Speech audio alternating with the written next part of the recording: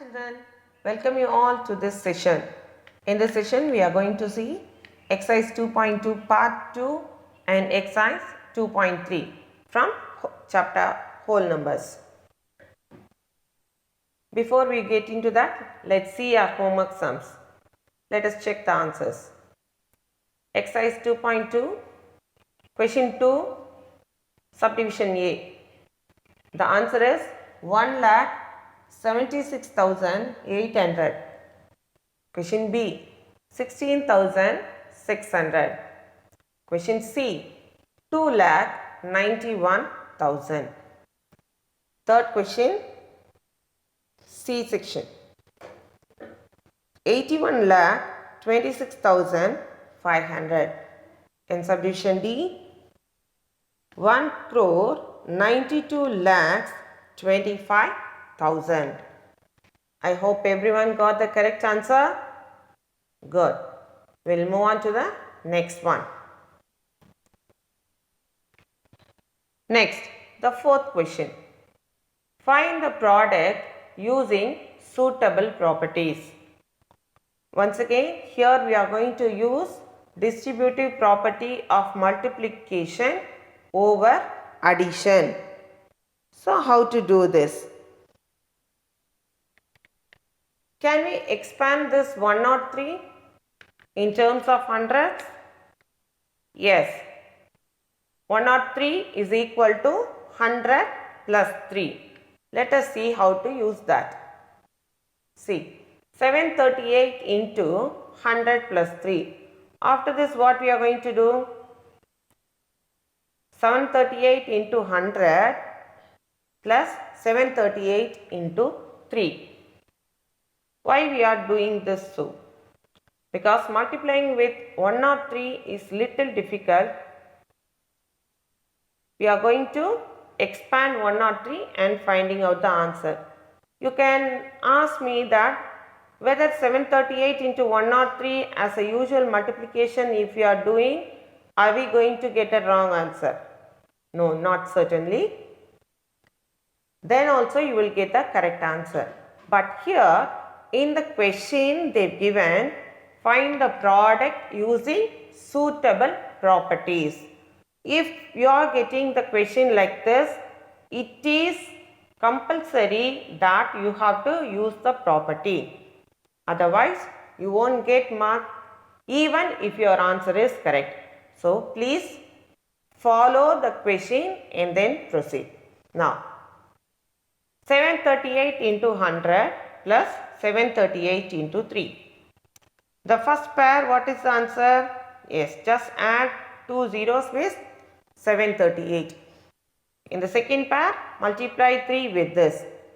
So, what is our answer? 73,800 plus 2,214.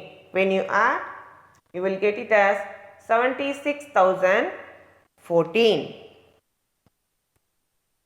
Now, see question. In this fourth question, subdivision B and D is going to be the homework. Okay, 1008. How you will split this? How you will expand? Yes, it's going to be 1000 plus 8. So, 258 into 1000 plus 8. Multiply. So, 258 into 1000 plus 258 into 8. For the first one, just add 3 zeros with that.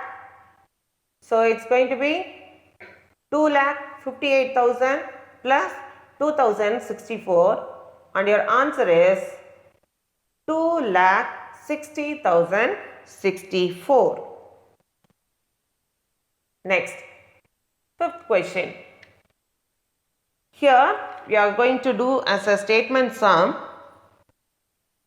In this you can see the numbers are too easy to find out the answer. Even though it is easy, you need to use the property and find out the answer. Okay. A taxi driver filled his car petrol tank with 40 liters of petrol on Monday. The next day, he filled the tank with 50 liters of petrol. If the petrol costs rupees 44 per liter, how much did he spend in all on petrol? How we are going to do this? First we are going to find out the total liters of petrol he filled on these 2 days, that is on Monday and the next day. Then after finding the total liters, multiply that with 44 because the question is given if the petrol costs rupees 44 per liter. So you can use this and we'll get the answer. Let us see. Petrol filled on Monday is 40 liters. Next, petrol filled on next day is going to be 50 liters. Now what is the total? Yes, total petrol filled is 90 liters. Now we got the total and this number must be multiplied with 44. Cost of 1 liter of petrol is rupees 44. So cost of 90 liters of petrol is 90 into 44.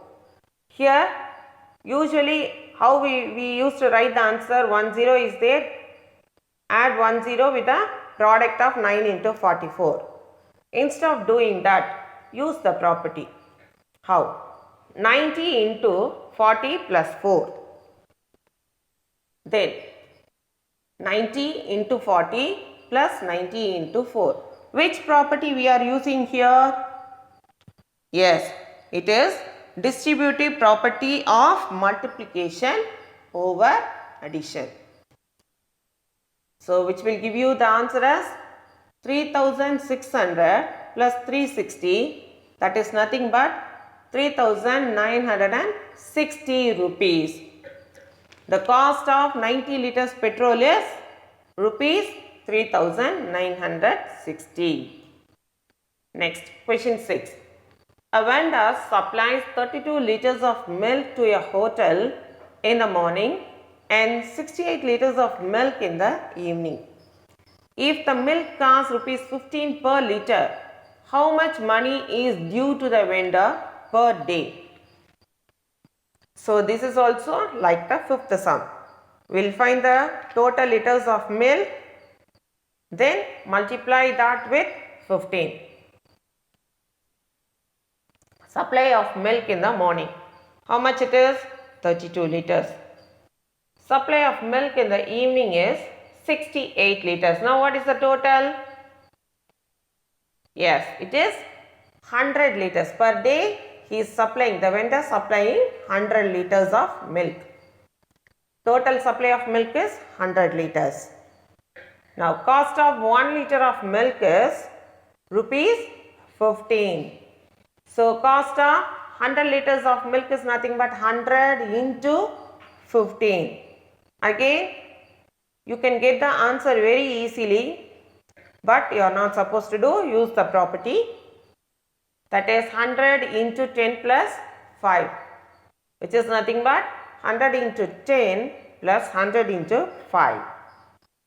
And your total is going to be 1000 plus 500, that is rupees 1500. So total money due to the vendor per day is 1500 for 100 liters of milk. And the seventh question is going to be the homework for you. It is the match the following. You can check. Next, we will move on to exercise 2.3. Question 1. Which of the following will not represent 0? See here, addition, multiplication, division, division with subtraction. The question is like that. What they are asking, which of the following will not represent 0? Okay, subdivision A. When you add 0 with 1, what will be your answer? Yes, it is 1. When you multiply 2 zeros, yes, of course, it is 0. And 0 divided by 2, again it is going to be 0. And 10 minus 10. 10 minus 10 is 0. 0 divided by 2, again 0. So, which subdivision is not representing 0?